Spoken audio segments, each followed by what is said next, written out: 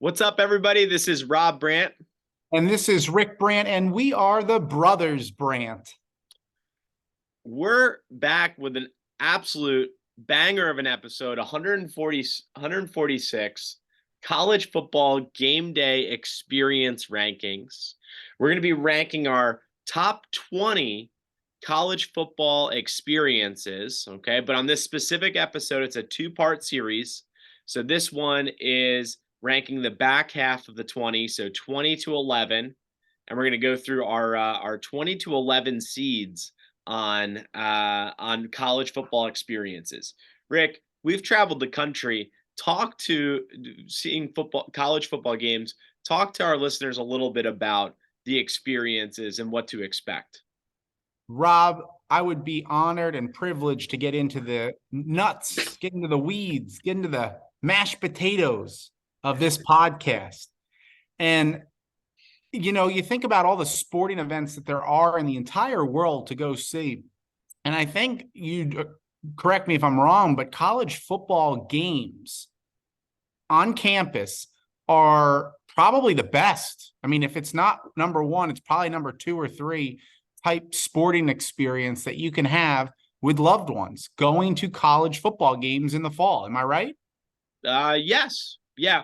College football ranks up there. I mean, I'm always going to be biased to European soccer, but besides for that, college football is just absolutely unreal, especially once you get to these major universities that have such pride and tradition. Well, that's what we're going to talk about, Rob. We're going to talk about the major universities. We've traveled, as you mentioned before, the country, going to games in September, October, November, throughout the fall season. And we compiled our top 20 here, which I'm super excited to get into. I Yeah. want our listeners to take into consideration how we've ranked these universities and their game day experiences. So a lot goes into it. It's not just the football stadium. It's the athletic facilities, the practice facilities, the on-campus feel, and all of the pageantry leading up to the actual And, and game. and if the stadium is on campus or off campus plays a huge factor into the rankings. Um, and Well and said. and Rick, you're going to be doing your 20 to 11. For our listeners out there, I got 15 through 11. I've been to a lot of college football games, but a lot of them has been neutral sites. So I might give some honorable mentions along the way. But Rick, you're going to kick it off with number 20. So let's hear number 20, and then I'll give an honorable mention. Absolutely. And this to me felt very symbolic to include this university in this rankings.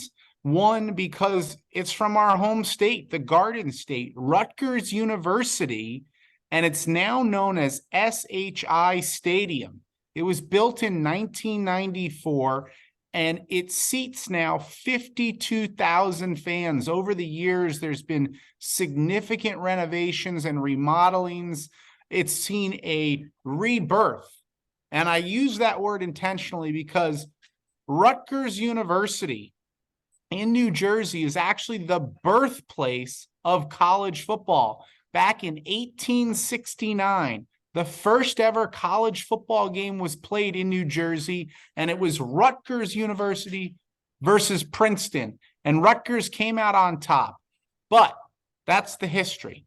The actual college game day experience on a Friday night, a Saturday afternoon at Rutgers, Rob, it's an enjoyable experience, especially when the team's doing well. The whole crowd is dressed in red, and they've got the knights, which is exciting because they got a horse. A scarlet knight comes charging out of the locker room and kind of like Florida State University will spike down that sword at midfield, and they really do create a pretty epic atmosphere for their students and for those in attendance. It's ranked number 20th. It's near and dear to our hearts, but there's a lot other great ones out there. But this one I wanted to include in my list. Yeah, that's a fair assessment. Number 20, like that. And I agree it's on the back of my list as well. I'll get to it when I get to 15. But Yeah, them moving from the Big East. I mean, when they were the Big East champs, back with Ray Rice and Mike Teal and Kenny Britt, they were in Fiesta. They were in the Fiesta Bowl. They were in a bunch of bowls. They went to 4 bowl games. But making that move to the Big Ten with the money and renovations just are making that stadium look amazing. So it's only a matter of time before New Jersey keeps the talent in New Jersey and they aren't a farm source for Penn State and Ohio State and all these other places. So, and the team's getting better and better. It's been about 20 years now. If you look back at the history of Rutgers University and their program, like you said, in the Big East and making that transition, they're really starting to get to a point where they're receiving that Big Ten revenue. I think we all know with the conference realignments, the SEC, the Big Ten, those guys are here to stay. So I have no doubt that Rutgers will one day be contending for Big Ten championships. And they're starting to get the funds to build out those practice facilities, the weight rooms, the types of facilities that will lure hometown talent to stick around versus flocking out to, I don't know, let's say Oregon, Rob, which happens to be number 19 on my list, Oregon State Beavers, the University, Oregon State, you and I have enjoyed a Friday evening at Risers Stadium in Corvallis. Rob, this stadium was built in 1953, so it's about 70 years old. However, they just completed a $10 million renovation, and they will be opening up the stadium in its entirety for this coming football season. And over the last 2 seasons, they've actually been playing with half a stadium because they've totally demolished one side and rebuilt it. And That was from the what one side you snuck into, right? yes, yeah, we went up to the press box. We went all the way up to the top. I say sneak, I mean just literally casually walked through a door and no one said anything. And that's how we got a chance to kind of get around Oregon State University, Rob. We went into their practice football field facility. We went to their weight room. We went into the locker rooms, and we liked what we saw. There's no doubt about it. It's a wonderful facility. Unfortunately, Oregon, the university, the Ducks, they happen to be just an hour or so down the road. They are backed by Nike as well. I think they're the younger stepchild here in the relationship with Nike. They are supported by Nike and Phil Knight, and they just don't have the presence that the University of Oregon Ducks have created. But with this renovation and the things that they've done on the western end zone, with some suites and hospitalities, it's really pretty cool, actually. So if you're out in Oregon, I would check it out. Yeah, I really enjoy that stadium. I'll get to it on my list as we start cranking down here. But did really enjoy it. I enjoyed the fans. Good hearted. Felt like a American like farmer fans. Like just like there to have a good time. Oregon's a state that doesn't have a major football team in it, so Oregon State and University of Oregon just draw massive crowds for their Saturday games and their tailgating festivities. I do want to jump in here, Rick, and I can't rank this team, and neither can you. But I just want to say an honorable mention because I don't want to go through 5 and just listen to you talk, even though you got a great voice, man. But I just can't take it. Can't take it. But I want to jump in an honorable mention here, and we got to get down to it. But we got to go to an LSU football game because you and I got a taste of what it was like in Arlington at the Dallas Cowboys Jerry Jones World AT&T Stadium, where we saw Miami versus LSU. And Rick, I just want your opinion on LSU fans. Well, aren't they the best? That was a lot of fun. That was a great blast. It's Southern hospitality at its finest. It doesn't matter if it's in Baton Rouge or in Arlington, Texas, but they are just so nice, so wonderful. I mean, heck, I married a tiger, Rob. I know what it's all about. These people are the salt of the earth, and we love them. That's right. As she's in the background, you have to watch what you say. Good call, Rick. No, I'm just kidding. We'll get to Baton Rouge, no doubt about it. We'll have a podcast episode dedicated solely to Death Valley. I love it. I, Years. I love it. All right. So moving on to 18. What do you got for Yeah. 18, Rick? Yeah, Rob, number 18 for me is easy. Morgantown, West Virginia, take me home, country roads. Wow. A little WU action here. Yeah, West Virginia University. It's Millen-Pusker Stadium, and it was built in 1980, and it holds 60,000 folks. This, Rob, is like out in the Midwest. It's in the forest country. There's not much around West Virginia University, and their fans are known for being quite wild. It's one of the And top 5 party schools. I'm kind of shocked you put this that far back, especially with the weekend that you had there, the party atmosphere, the game that you saw. Rick, you saw arguably one of the greatest, I think one of the greatest scoring football games in the history of college football with Geno Smith slinging the rock at WU 70-63. It's Who they true. play? It was Baylor versus West Virginia. Yeah, RG3. Exactly. And it was a shootout. I always thought I was like a defensive guy, and I liked defense and hard-nosed tackling football. I love fast-paced, high offense, just touchdown every minute and a half. It was wild. And one of the cool things that they do at this stadium is their colors, Rob, are the dark kind of navy-ish blue, real dark blue. Yeah. And they've got a yellow color as well, and some white. And their stadium will do like a checkered pattern with the different sections where students will be assigned, depending on what section they're in, to wear a certain color top. And it just creates this visual that is very appealing to the eye. Their stadium, I'm going to be honest, Rob, it's not like some of the ones we'll get to in part 2 of this episode that are new, that have had $100 million renovations, but it's a nice stadium, okay? And the tailgating is good. It's an awesome place to watch a game. I would recommend it earlier in the year, in September-ish. I wouldn't go too far into the fall. It gets cold in Morgantown. But yeah, for me, Rob, West Virginia University, number 18 on the list. All right. Go down to 17. Let's hear what we got for 17. Yeah, this is a special one here, Rob. And I know you know some history on this university, its field, and it's a notable field because it's the only one in the country that's blue. And if you haven't guessed it by now, that's the biggest hint I could drop. Boise State University. It is really neat. Just Boise, Idaho is kind of a cool place. If you haven't been there, put it on your bucket list. And specifically, Albertson Stadium, named after the grocery store chain throughout the western side of our country. Albertson Stadium, built in 1970. It hosts about 37,000 fans. And as we've talked about with a few of these others here, Rob, there isn't much around. There's no professional team. This is their professional team.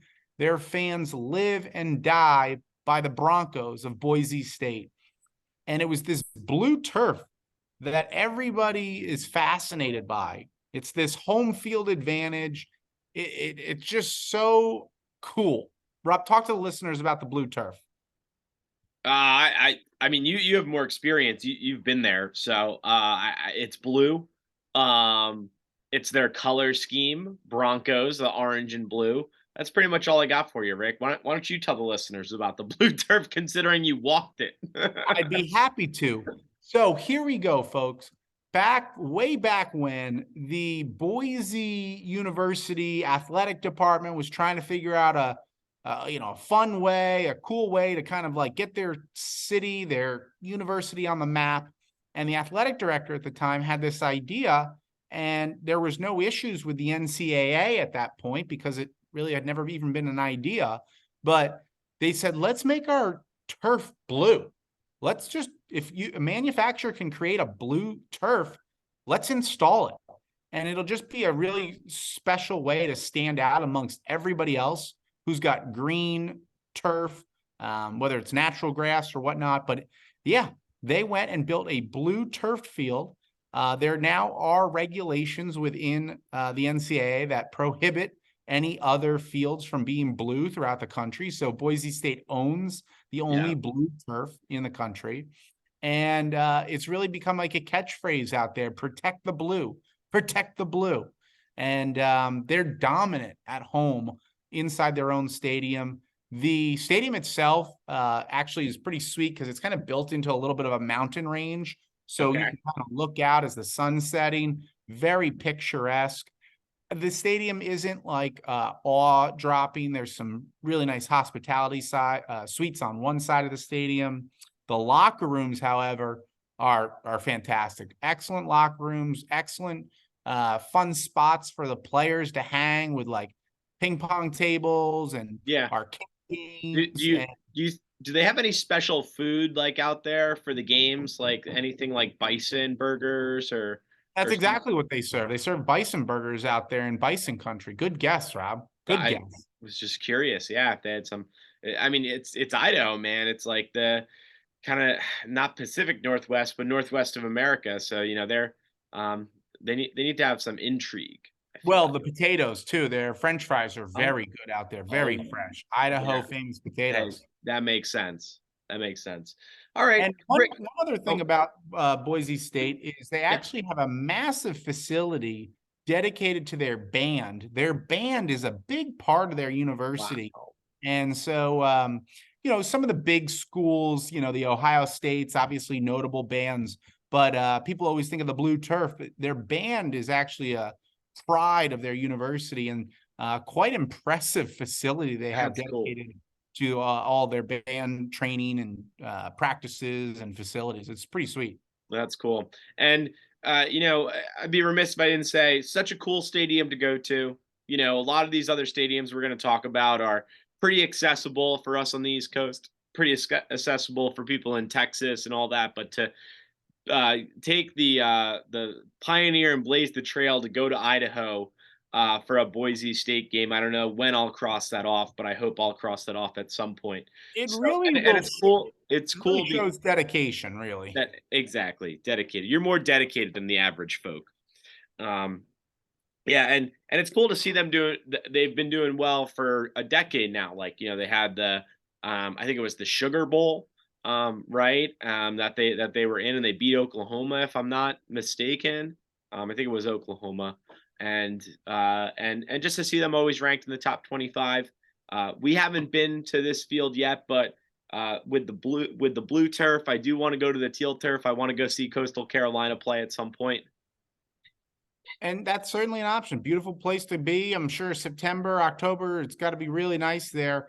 Boise State, Rob, only Mountain West team to make it onto our rankings here. Top stadiums, college game day experiences. Boise State, Mountain West school to check out. You're wrong. Wrong. There's another team that's on the list Oh, that's right. Coming up real soon. coming My up real soon. apologies. Coming My up real soon. apologies to the All right, Rams. Rick, hit him with 16, and then I'm going to jump in here at 15. All right, beautiful. Number 16, Rob, it is Virginia Tech University in Blacksburg, Virginia. And if you're there on a Friday night or a Saturday afternoon for a college football game, it is a ruckus atmosphere. Those guys live and breathe by the Hokies. And it's just awesome, Rob. It's the pregame, it's the partying. The fraternities and sororities are big there. They go all out. Lane Stadium was built back in 1965. It holds 66,000 fans, and they are just screaming their heads off. Their team, whether they're doing well or not, always turns out just sellouts Saturday after Saturday in the fall. It's where you want to be.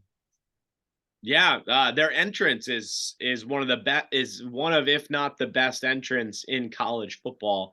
Rick's, what song do they play?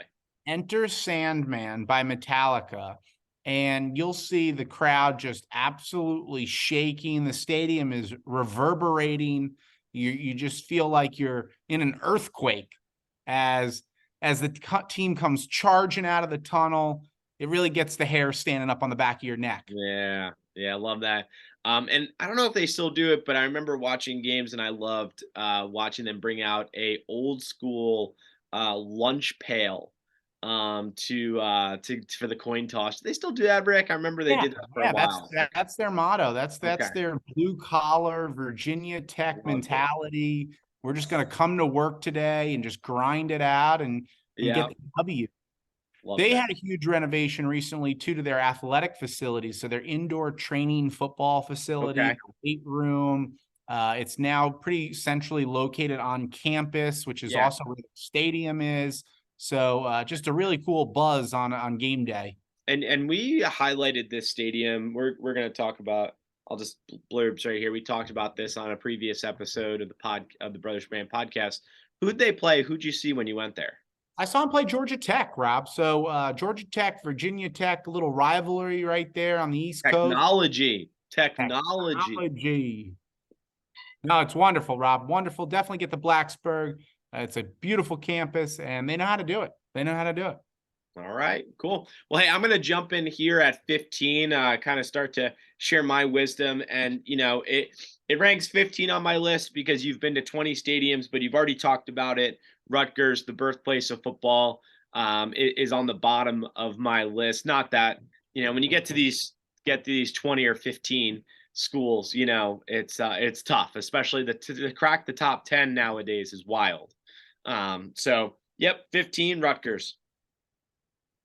And while we're going through this ranking, Rob, let's hear what your number 14 is. And then I just want to put a little caveat out there for our listeners. Okay. All right. Number 14 is Colorado State. Hmm. The Rams. So the Colorado State Rams. That was a blast going to see them up in Fort Collins. I had a great time. I wish I could rank them higher because I really enjoyed the atmosphere. You and I went up to Fort Collins. For forever, they played at this old stadium right on the base of a mountain, and this new stadium is brand spanking new. Beautiful, just really great architecture, really great stadium. And what I loved about it was they have the Fat Tire Brewing pavilion or deck right behind one of the end zones to pay homage to Fat Tire Brewing Company that was founded out in Fort Collins. So I thought that was really cool. We had a blast going around the stadium, and we got pictures with the cheerleaders. We got picture with the Rams. Wait, I said, yeah, Rams, right? Yeah, That's okay, right. perfect. Okay, good. Yeah, we got a picture with the Ram, which was great. We ended up getting onto the field for the game and taking some pictures with some of the players pregame. Yeah, it was great. I had a great time. They did a great job, laying out the history around the stadium. So I personally enjoyed it. The tailgating. I don't think the tailgating was anything that was going to knock your socks off. I know we were visitors. We didn't have a hookup, but we did go there and we did enjoy the festivities around the stadium. Rob, the stadium's built on campus. It's called Canvas Stadium, and it was created back in 2017 when it first opened. 41,000 fans. So, you think of these college football stadiums, these huge stadiums that seat 80, 90, 100,000 fans. Those are great. And a lot of those are in our top 10. But there's this second tier of stadiums throughout the country that are just so quaint and elegant. It's kind of like major league ballparks. There's just something about a smaller stadium that can be cleaner, newer. Anyway, Colorado State University, they have that. You talked about the little brewing deck behind the northern end zone. I love that stadium. It's, for me, ranked number 15th. I understand you putting it at 14th. And, my caveat to the listeners is these are stadiums that we've been to. So we don't want to go and rank things that we haven't seen or done or experienced. We want to give you our experiences. And that's what we're trying to do here on the Brothers Brand podcast, to share with you what we've done. And there's still a lot left out there to see. We've got a list that I'm sure we'll share with you all in the coming weeks and months of the stadiums that we still want to get to. There's a few on our bucket list still out there, but for the ones that we've been to, these are where they fall. And Rob, you had number 14 at Colorado State University.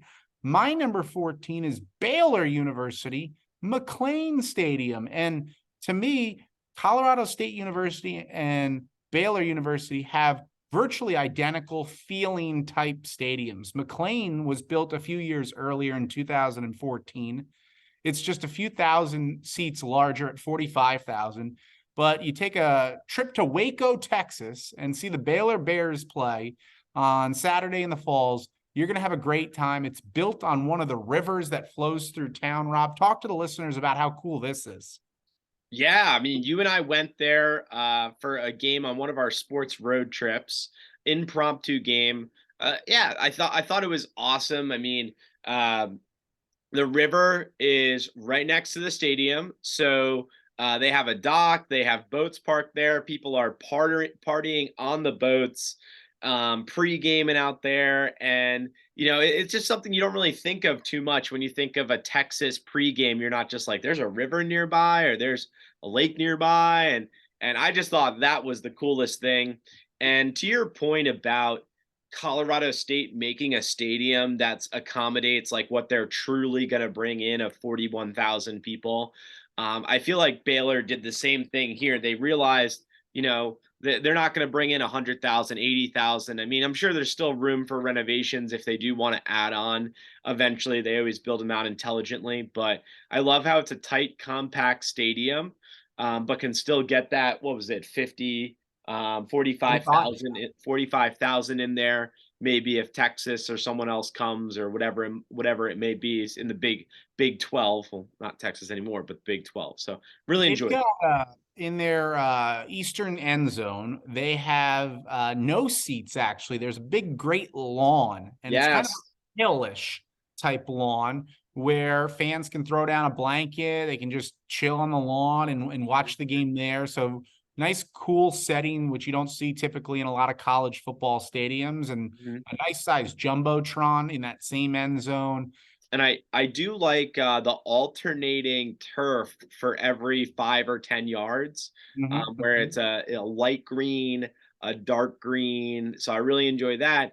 And the tradition of the freshmen, it was like the first game of the year, every freshman runs out onto the field Yeah, it's how they pregame. initiate them into the university, into the culture. So, like you said, every freshman has their shirts on and Baylor freshman shirts on, and they charge out of the tunnel, and they are the ones that bring out the team in their first home game every fall. Pretty cool and aesthetically pleasing to your point, Rob. The field turf, looking at it on TV or at the stadium, is really nice. You and I got a chance to privately tour underneath the stadium, and we got a chance to see some of what they do for their recruits. So they have this facility underneath their concourse areas. So if you're sitting in the lower bowl, down underneath it is all you can eat, all you can drink, food and beverages for their top recruits in any sport.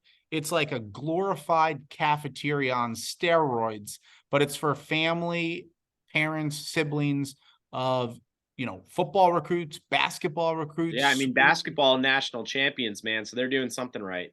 Exactly. So that was kind of a cool little feature that we haven't seen too much in a lot of the other stadiums. Yeah, they'll take the recruits out onto the field. They'll do something nice for them, but they have this designated area specifically for any athlete in high school that's being recruited by Baylor.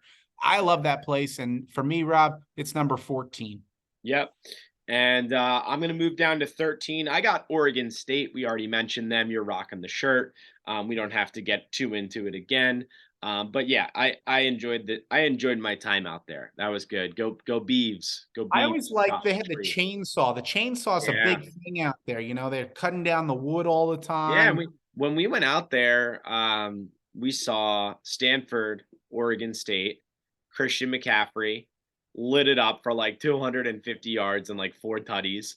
Uh, but that was really cool. That was cool sitting in their fan section. You and I bought nosebleed tickets and then just walked down to not the fan section, the student section, and sat literally second or first row the entire game. And we had a blast. So let me hear what you got, Rick. What's next? Sure. Number 13, Rob, for me is a really special one. It's one that for many, many years we've always wanted to get to. And Mhm. it happened to be on my bachelor trip Yes. last year. We all went out to Arizona State University and we got a chance to go to a Sun Devils football game. And I think what made it What's for up? us, Forks Up, so memorable was the behind the scenes VIP tours that we were able to coordinate in advance, like we've done for a lot of these universities. Shout out And to Colton. Colton, wherever you're at, whatever you're doing, thanks again for making our experience at ASU just so special. Their football stadium, Rob, has seen renovations over the years. In fact, it actually has gotten smaller in size. It once was the stadium for the Arizona Cardinals NFL team. It once hosted a Super Bowl, and it's built inside of a rock mountain wall. They literally had to use dynamite to blow out this space to create this structure. And when the sun is setting, it is just a spectacle that is really neat out in the desert setting. Rob, talk to the listeners a little bit about what some of your favorite points were at ASU. Yeah, well, I'm just gonna jump down and say on my ranking, it's actually number 12. So it's right there. So we're gonna follow suit, talk about it. I loved how it was on campus. Like it was just so easy to get there. Some stadiums are a little bit further away. We'll talk about one in our top 10 that's very far away from the actual campus.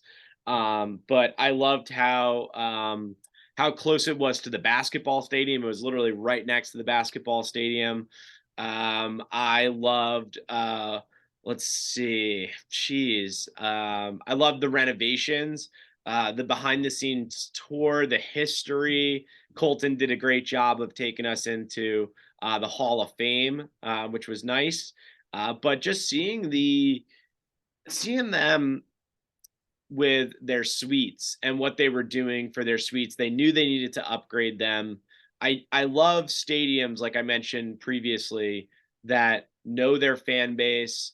They're lowering their attendance. They're kind of, some lowering their seating, like, right? They're taking out seats, they're making it more luxurious because some teams will just, be prideful and just have big stadiums and they won't fill them up, but Arizona State was like, you know what? Let's make it a little bit more, make some more boxes and all that. So I really enjoyed that aspect of it. He showed us like 3 or 4 spots in the stadium, and then where we sat for that game. I mean, we went to a Northern Arizona NAU versus ASU home opener. So it was not packed. I truly believe we did not get the true ASU experience there. We got to go there when they're playing U of A or something. But I could just imagine how ruckus it is. I love the Pat Tillman statue. We've talked about this on a previous episode, but Pat Tillman, arguably the best player coming out of Arizona State, went to the Arizona Cardinals. Arizona for life. Decided to forego his NFL career to serve in the military. Unfortunately, passed away from friendly fire in the military. So they have this epic statue of Pat Tillman with his long hair, which I get goosebumps thinking about, and every player touches it on their way out to go play. So I think that was really cool. And then I also love their color scheme. Their color scheme is fantastic. Um, you got the maroon, the yellow, the black, the white.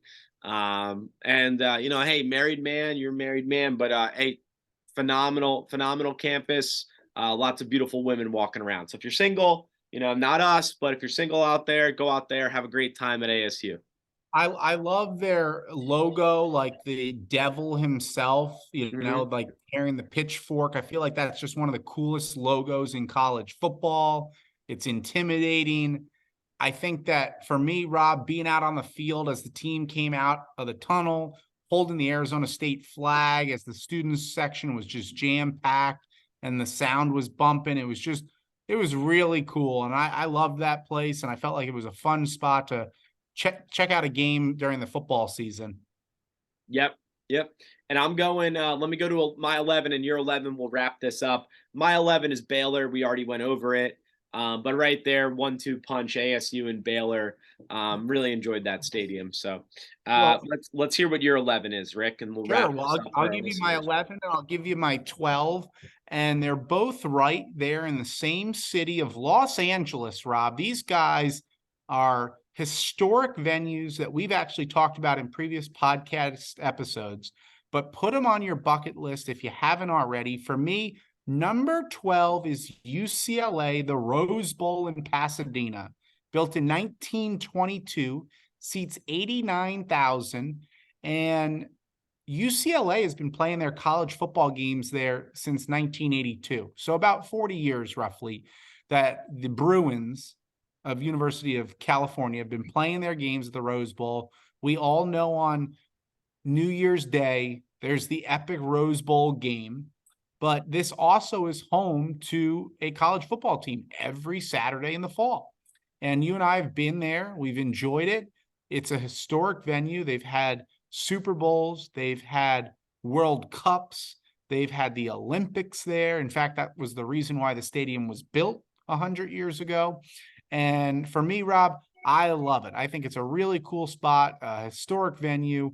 It's outdated. The venue, the seating is definitely a little archaic, but it's got some historic traditions there. And, you know, it's like the Wrigley Field and the Fenway Parks of baseball. So UCLA is my number 12, the Rose Bowl. And at number 11, to close out this podcast episode, is number 11, University of Southern California, the Los Angeles Memorial Coliseum, built 1 year later in 1923. It's known as the greatest stadium in the world, and this year will be celebrating its centennial 100th year anniversary. It seats 77,000 fans. It's hosted everything that the Rose Bowl has hosted, including NFL teams. And it's a really cool venue because it's got the Olympic statues outside of it. It's got this fire blowing torch outside of it. And when the Trojans were at their peak, whether it was in the early 2000s or in the 80s, or even before that, back in the 40s and the 50s, the Coliseum was the iconic venue for football. And for me, Rob, it closes out our episode of 146, And Rick, college hold on. football game day experiences, number 11 for me. And we went over this on a previous podcast. You actually saw a game at USC, like a day game at USC, and then in the same exact day, you drove to Pasadena and saw a game in UCLA for a doubleheader. How cool was that? It's not possible for a lot of college football games to pull off a doubleheader in one day. The proximity just doesn't allow for it. And then the scheduling of game times also just doesn't allow for it. But you're right. I went to a Trojans game. It was a noon kickoff, and I was able to watch the whole game. And about a half hour, 25-minute drive away, get up to the Rose Bowl in Pasadena and watch an evening kickoff between the Bruins and Cal Berkeley. So, I thought these two stadiums are special. They're in the same city. It's fitting that you're talking about USC too. I was just at a wedding this weekend in Philadelphia, and there was a USC law student there, and I was asking him how great is USC Stadium and the Coliseum, and he goes, "Ah, it's awesome. It's on campus, so like when you go there, as far as you can see is red and gold." He's like, I'm in the law school, and we just have an epic party right in front of our house, right by the stadium. So he was just going on and on about the tailgating, and for those of your listeners out there that want to check it out, go out there, go to LA. You can get anywhere, can get to LA fast. Direct flights. Go and check out a game at USC.